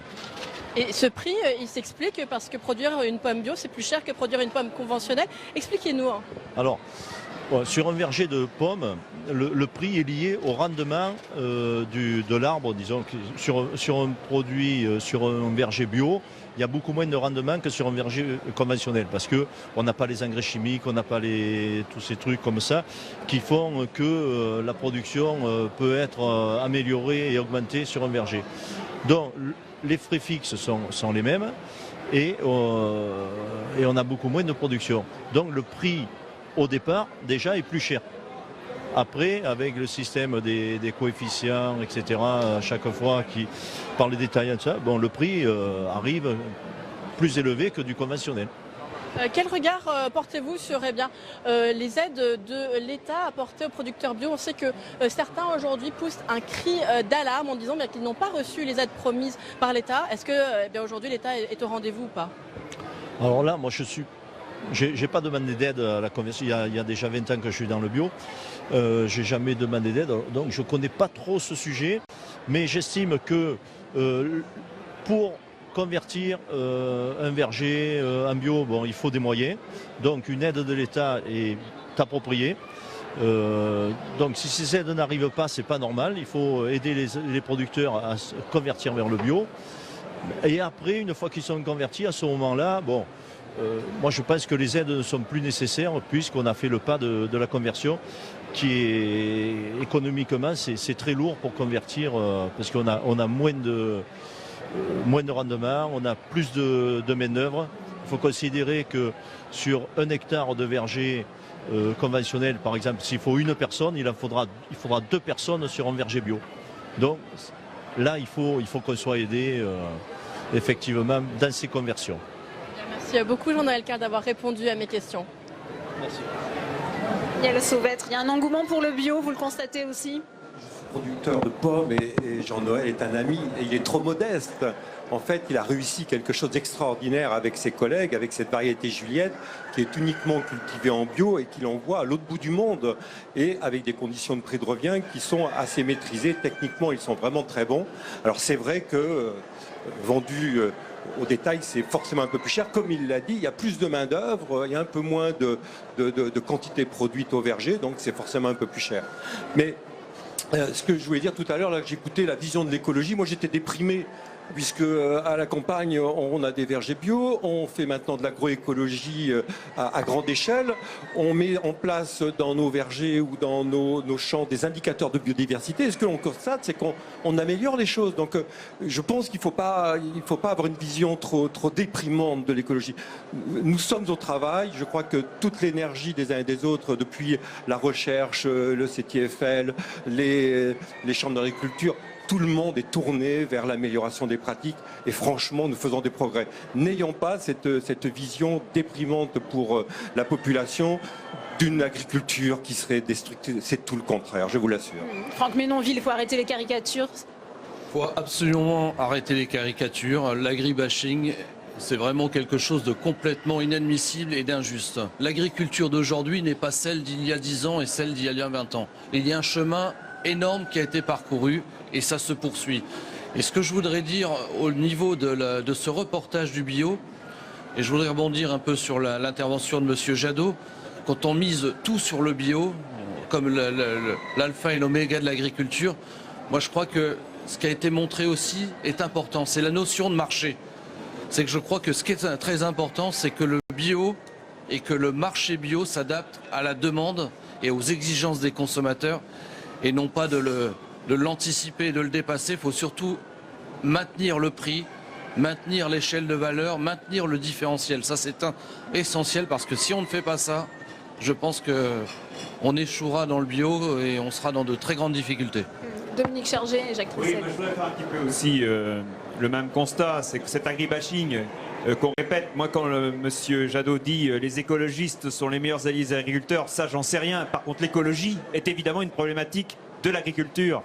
Et aujourd'hui, par rapport à la problématique du glyphosate, par exemple, moi la réponse, enfin la question quand on me demande Dominique combien de temps on va garder le glyphosate, je dis écoute, c'est pas ça la bonne question. La bonne question c'est comment on va faire pour s'en passer. Et c'est vraiment là-dessus aujourd'hui qu'on travaille. Comment est-ce qu'on met en place des techniques alternatives, des solutions alternatives qui nous permettent de répondre. Le délai des 3 ans selon vous?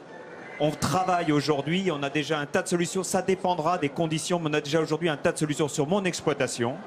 Pour tout vous dire aujourd'hui, je n'utilise plus de glyphosate depuis 2 ans parce qu'on a trouvé des solutions alternatives qui nous permettent de nous en passer. Dominique Chargé. On sème des couverts l'hiver qu'on détruit avec des techniques mécaniques. Et on n'a pas besoin d'utiliser le glyphosate pour détruire nos couverts. Voilà. Mais c'est possible. Je ne dis pas que c'est adapté à toutes les situations. Il y a d'autres situations dans lesquelles on utilise du glyphosate, par exemple en agriculture, en arboriculture ou en viticulture, où On a d'autres contraintes dans lesquelles il va falloir qu'on cherche d'autres solutions. Mais on est engagé dans ces processus. Je voudrais aussi parler du bien-être animal. Je suis aussi éleveur de volailles label, je suis éleveur de vaches laitières.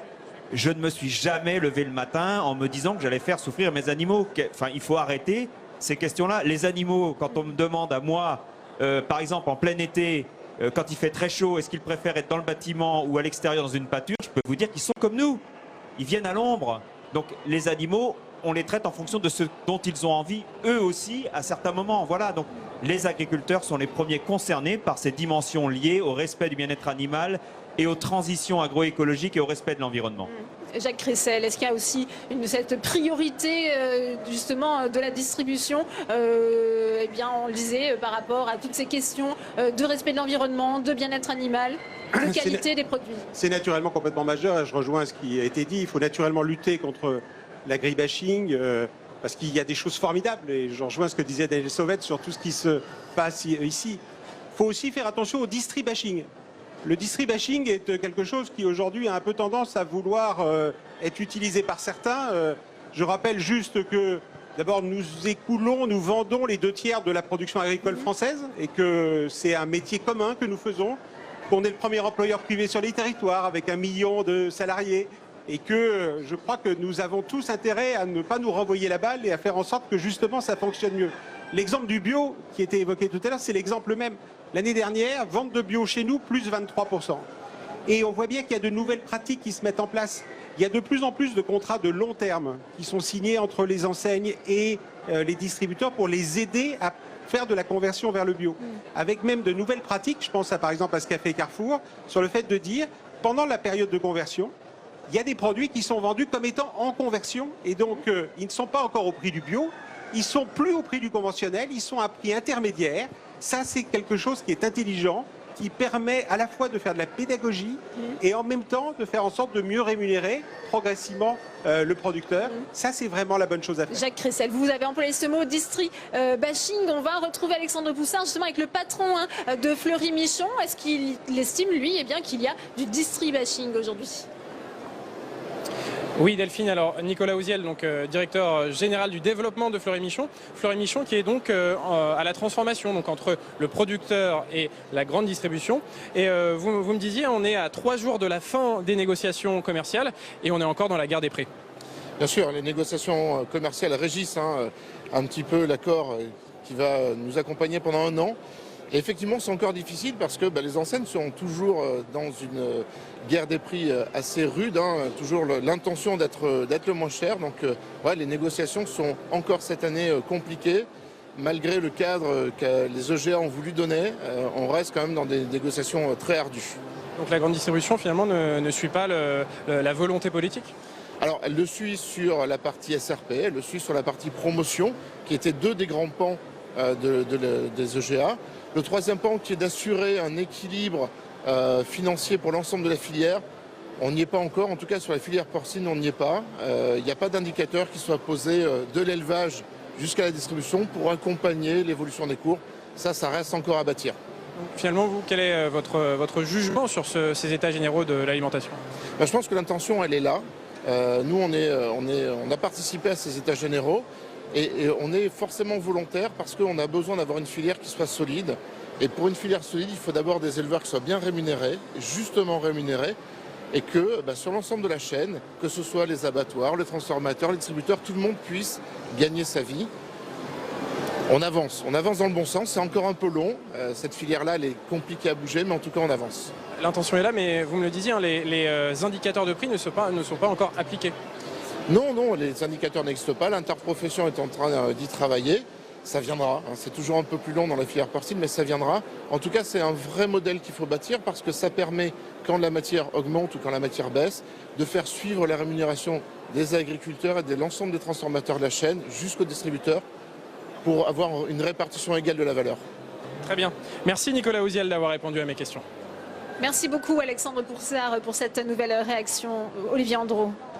Oui, je voudrais également apporter ma contribution à cette question. Comment est-ce qu'on peut limiter l'agribashing?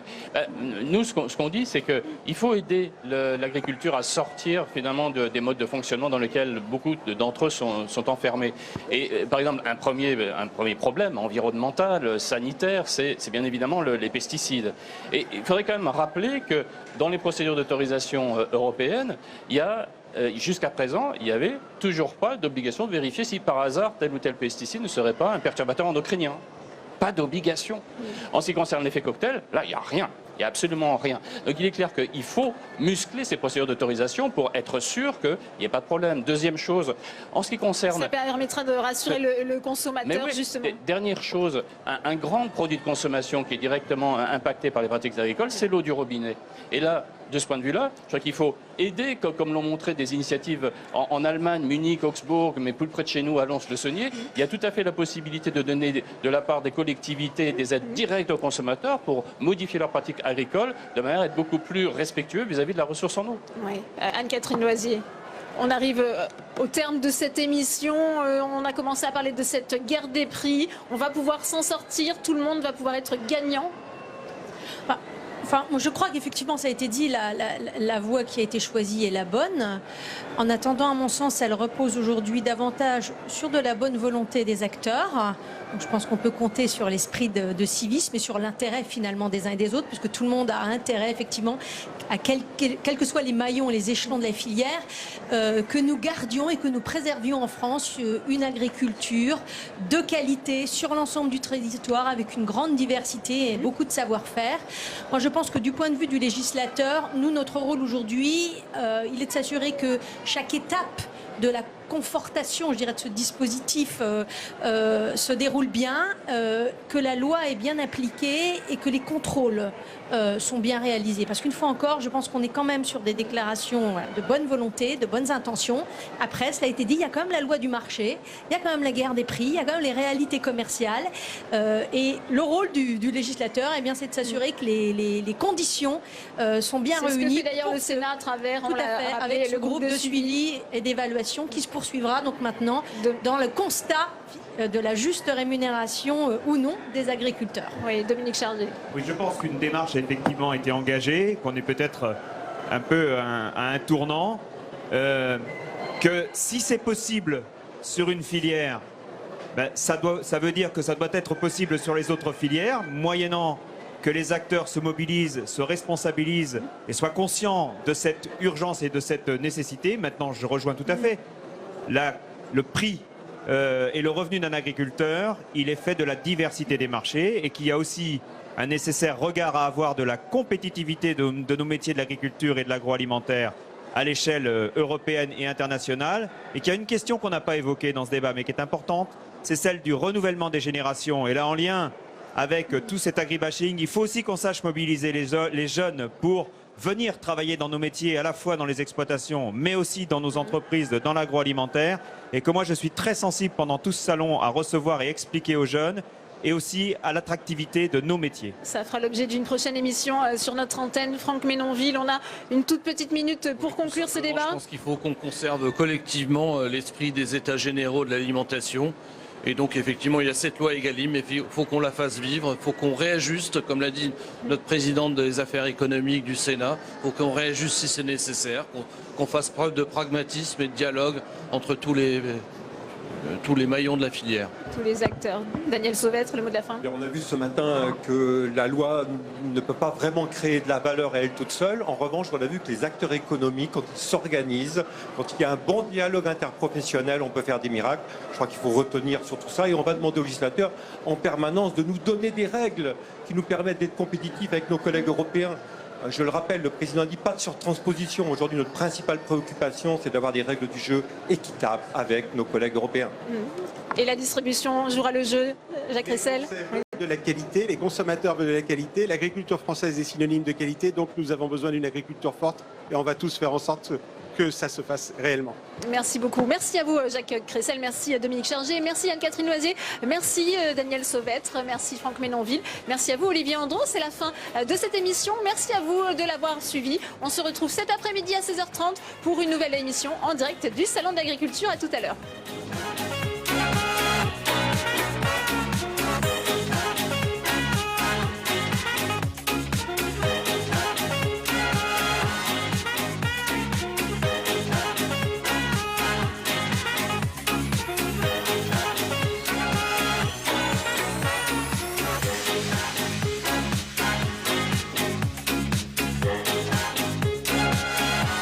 Sénat.